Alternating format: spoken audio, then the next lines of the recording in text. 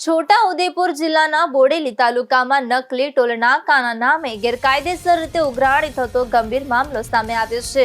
છેલ્લા ઘણા સમયથી ચાલતી આ પ્રવૃત્તિ હવે દિવસે દિવસે વધતી જઈ રહી છે, જેને કારણે ટ્રાન્સપોર્ટરો માટે મોટી મુશ્કેલી ઊભી થઈ છે। મોડાસર ગામ નજીક તેમજ નદી વિસ્તાર આસપાસ કેટલાક લોકો રસ્તા પર ઊભા રહી રેતી ભરેલી ગાડીઓ પાસેથી ₹600 થી 700 સુધીની રોકડ ઉઘરાણી કરે છે। જો કોઈ ડ્રાઈવર પૈસા આપવા ઇનકાર કરે તો તેની ગાડી રોકી દેવામાં આવે છે, સાથે ધમકીઓ આપવામાં આવે છે।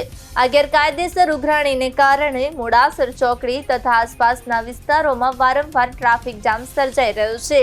લાંબી લાઈનો લાગવાથી ટ્રાન્સપોર્ટરોને ભારે તકલીફનો સામનો કરવો પડે છે। ખાસ કરીને રેતીના વાહનો માટે નક્કી કરાયેલ રોયલ્ટી સમય મર્યાદા હોય છે, પરંતુ આવા અવરોધોને કારણે ટ્રક ચાલકો સમયસર પહોંચી શકતા નથી, જેના પરિણામે તેમને આર્થિક નુકસાન તથા ક્યારેક ભારે દંડ પણ ભોગવવો પડે છે।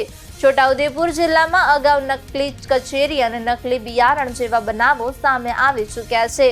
હવે નકલી ટોલ નાકાના આ પ્રકરણને કારણે તંત્રની કામગીરી પર ગંભીર પ્રશ્નો ઊભા થયા છે।